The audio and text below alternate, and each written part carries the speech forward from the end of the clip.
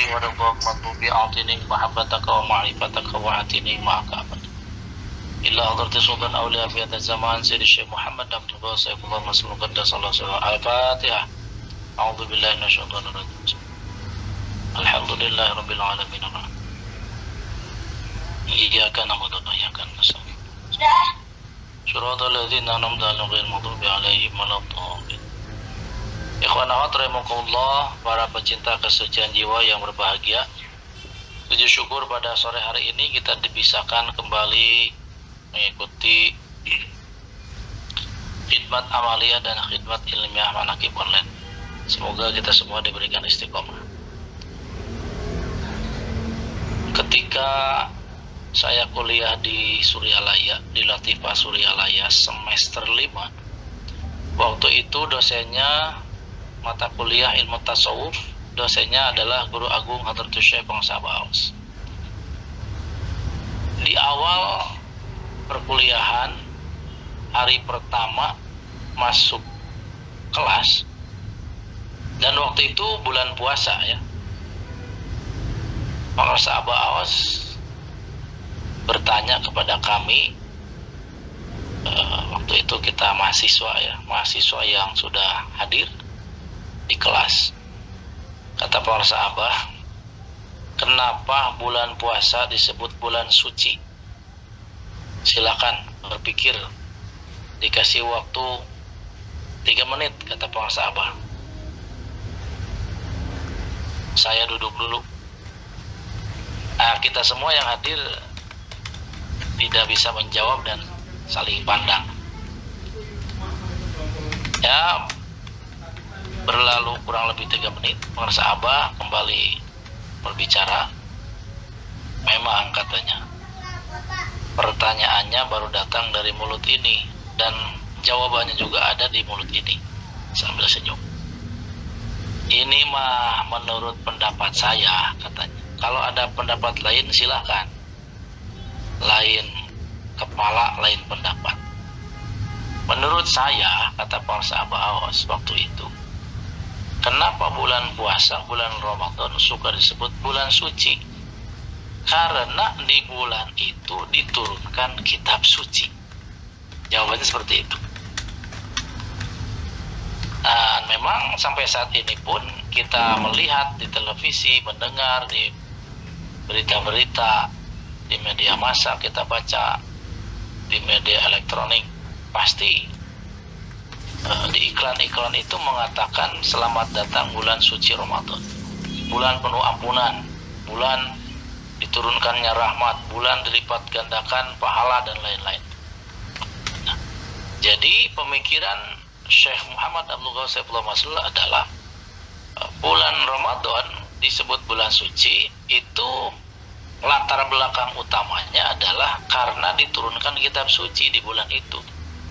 Saya berani mengatakan, kata Bang Sabah waktu itu, kalau kitab suci diturunkan di bulan Syawal, maka bulan suci bukan di Ramadan, pasti bulan Syawal, bulan suci Syawal. Kalau diturunkannya di Muharram, pasti bulan suci Muharram dan seterusnya. Jadi yang akan membakar dosa, yang akan membuat orang diampuni dari dosa, turun rahmat bukan karena bulannya, tapi karena yang diturunkan di bulan itu. Nah, itu jawaban yang pertama, kelar. Yang kedua, para sahabat juga bertanya kepada kami semua, kitab suci yang mana yang diturunkan pada bulan Ramadan yang sering dibahas, diperingati pada malam nuzul Quran itu? Karena dalam sejarah dikatakan Al-Quran itu yang harfiah, yang huruf itu turun berangsur-angsur, kurang lebih 23 tahun. Nah, ternyata Al-Quran yang turun pada malam 17 Ramadan yang sering dibahas oleh para ulama disebut malam nuzul Quran, itu adalah inti dari Al-Quran, benih, kalau istilah orang Sunda, ragi. Nah, para sahabat melanjutkan, Al-Quran yang turun pada malam nuzul Quran adalah Al-Quran yang turun pertama kepada dada Kanjeng Nabi Muhammad SAW ya Allah tetapkan melalui penanya. Para sahabat juga bertanya kepada kami semua, pena itu bahasa Arab, pena itu bahasa Indonesia, kata Abah. Kalau bahasa Arabnya kolam. Pena Allah, kolam Allah saat itu yang dipakai untuk menuliskan Al-Quran kepada dada Kanjeng Nabi seperti apa, kata para sahabat. Apakah pulpen seperti ini, sambil mengeluarkan pulpen di saku beliau. Dan beliau bertanya, apakah sudah ada pabrik pulpen waktu itu? Belum ada ya. Nah, ternyata kalimat-kalimat yang tertuang di Al-Quran itu penuh majaz ya, penuh simbol-simbol yang mesti diungkap oleh ahlinya. La yamassuhu illal mutahharun.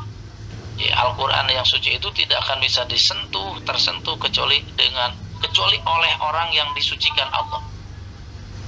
Nah, kita bersyukur melalui Guru Agung Pengarsa Abah Awas pada Sallallahu Sirroh, banyak rahasia-rahasia di dalam Al-Quran yang beliau ungkap dengan kalimat-kalimat yang membuat orang umum spektakuler ya, terbelalak. Nah, maka Pengarsa Abah menguraikan keterangan dari sebuah kitab yang dijelaskan oleh Syekh Daud Al-Kabir, Lisanul Arifi Qalamun yaktubu bihi fi alwahi qulubil muridina. Lisan ulama al-ma'rifat, lisan Syekh Mursyid adalah qalamun, seperti pulpen. Yaktubu, beliau menulis, fi alwahi qulubil muridina, di setiap papan tulis hati murid-murid.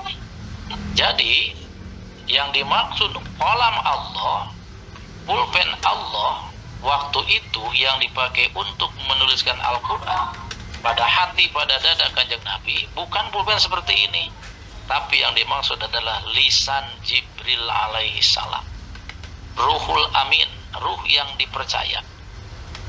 Nah, Al-Quran yang inti atau benih Quran dituliskan oleh Allah ke dada sahabat tidak memakai lisan Jibril, tapi memakai lisan Kanjeng Nabi Muhammad sallallahu alaihi wasallam. Nabi wafat, dilanjutkan oleh pelanjutnya, Sayyidina Abu Bakar wafat, dilanjutkan, dan seterusnya, dan sampai saat ini.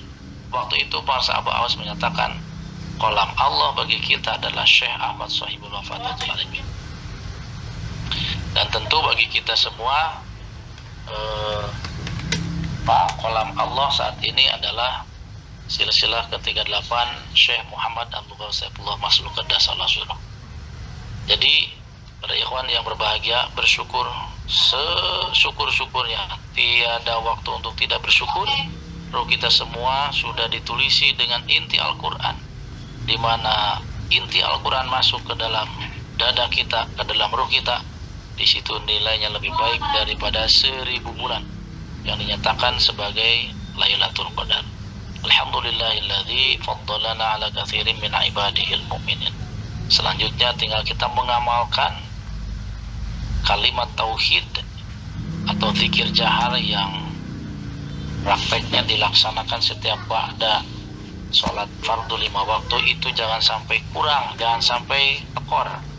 Karena bagi kita sebagai mubtadi ya, murid-murid pemula, yang mesti digeber itu zikir jaharnya. Saya berulang-ulang menyampaikan di setiap majelis manaqiban sabda para sahabat, kalau kurang zikir jahar, kurang terbuka segala urusan. Aslinya begini pakai bahasa Sunda, lamun kurang zikir jahar, kurang kebuka segala awak hengker babarikeun aku penyakit.